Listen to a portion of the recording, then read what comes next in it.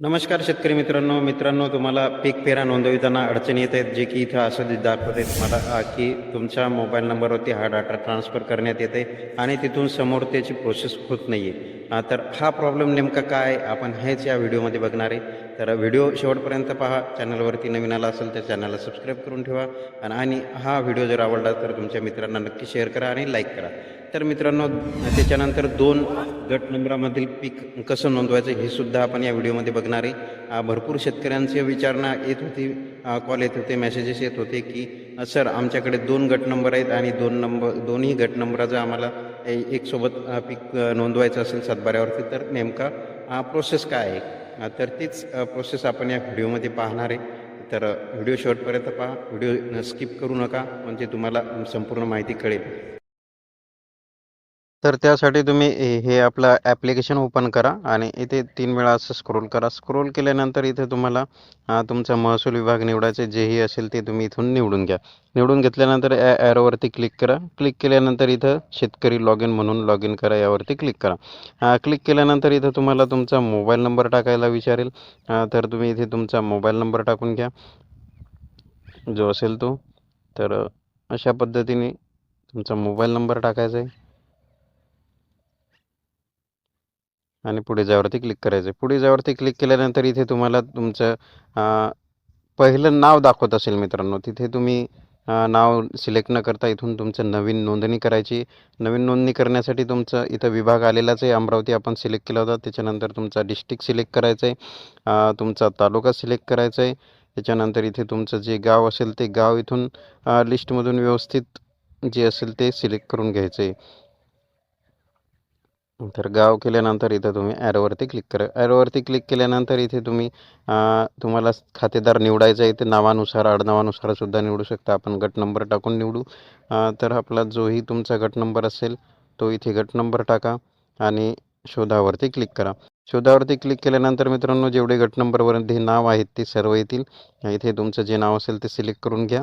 ते सिलेक्ट केल्यानंतर इथे तुमचा नाव आणि खाते क्रमांक दाखवेल. खाते क्रमांक म्हणजेच तुमचा 8 नंबर. ते दाखवल्यानंतर इथे तुम्ही यावरती क्लिक करा. यावरती क्लिक केल्यानंतर इथे दाखवेल आपली नोंदणी खालील मोबाईल क्रमांकावर करण्यात येत आहे. तर इथे याला पुढे जावरती क्लिक करा. पुढे जावरती क्लिक केल्यानंतर मित्रांनो तुमची नोंदणी आधीच झालेली असं तुम्हाला दाखवते आणि तुम्हाला पुढे जायचं आहे काय तर याला हो करायचं आहे. होयवरती क्लिक केल्यानंतर मित्रांनो इथे सर्व डाटा आलेला आहे. त्याच्यानंतर इथं तुम्ही तुमचं नाव सिलेक्ट करून घ्यायचं आहे. त्याच्यानंतर इथं तुम्हाला तुमचं सांकेतांक माहिती नसेल तर तो इथून बघून घ्यायचा आहे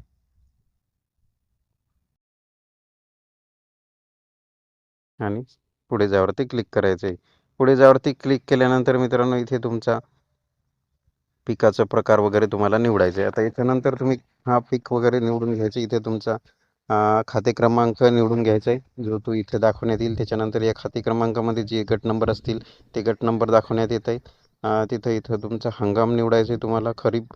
त्याच्यानंतर इथं पिकाचा वर्ग निवडायचा आहे म्हणजे तुमचं एक पीक आहे की 2 पीक आहेत मिश्र पीक आहे तुम्ही सिलेक्ट करायचं आहे. एकाच शेतामध्ये 2 पिकं असतील म्हणजे जसं की तूर सोयाबीन आपण पेरतो असं जर असेल तर इथे तुम्ही मिश्र पीक निवडू शकता. त्याच्यानंतर मुख्य पीक तुमचं कोणतं आहे तर आपण इथं सोयाबीन निवडू. तर याच्यामध्ये सोयाबीनचं तुमचं किती क्षेत्र आहे ते टाकायचे.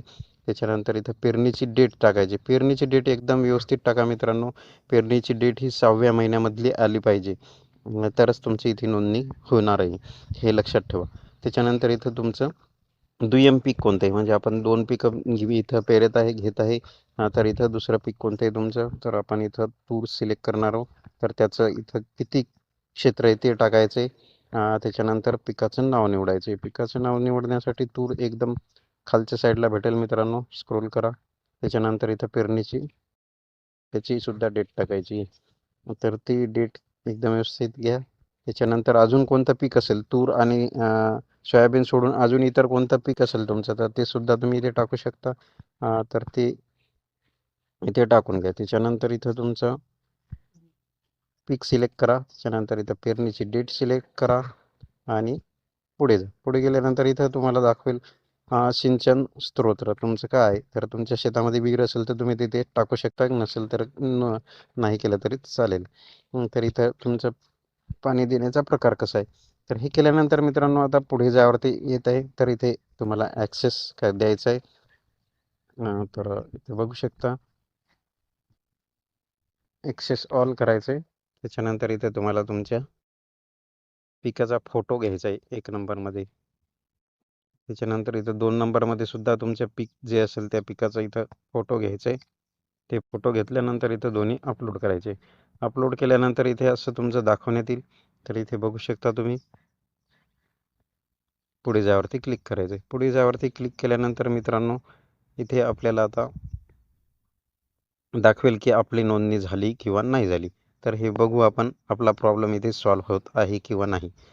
तर अशा पद्धतीने मित्रांनो तुम्ही नक्कीच अपलोड करू हे बघू शकता तुम्ही पिकाची माहिती साठवली आणि अपलोड झाली आहे. तर आपला एरर जो येत होता तो इथे सॉल्व्ह झालेला आहे मित्रांनो.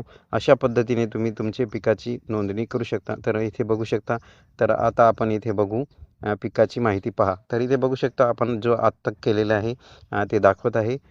13/6ची आपली लागवडची दिनांक आपण हे केलं होतं मिश्र पीक हे केलं होतं. याच्यामध्ये तुम्ही इथे इथून डिलीटसुद्धा करू शकता. त्याच्यानंतर इथून तुम्ही दुरुस्तीसुद्धा करू शकता. तर आता आपल्याला दुसरा गट नंबर कसा इथे टाकायचा हे आपण बघणार आहे. मी तुम्हाला बोललो होतो की आपल्याला इथे 2 गट नंबर टाकून घ्यायचे. 2 गट नंबराच्या एकसोबत नोंदणी कशी करायची. तर आपण मगाशी जी माहिती भरली होती त्याप्रमाणे इथे सर्व आलेलं आहे. तुमचा इथून खाते क्रमांक निवडायचा आहे. खाते क्रमांक निवडल्यानंतर इथे तुमचे 2 गट नंबर असतील तर त्यापैकी दाखवेल. हे दुसरा आपला गट नंबर आहे. तर या गट नंबरामध्ये आपल्याला सर्व माहिती भरायची. जशी मगाशी भरली होती तशीच भरायची मित्रांनो. पिकाचा प्रकार तुमचा जो असेल तो निवडायचा आहे. त्याच्यानंतर बागायती पीक आहे ते निवडायचं आहे.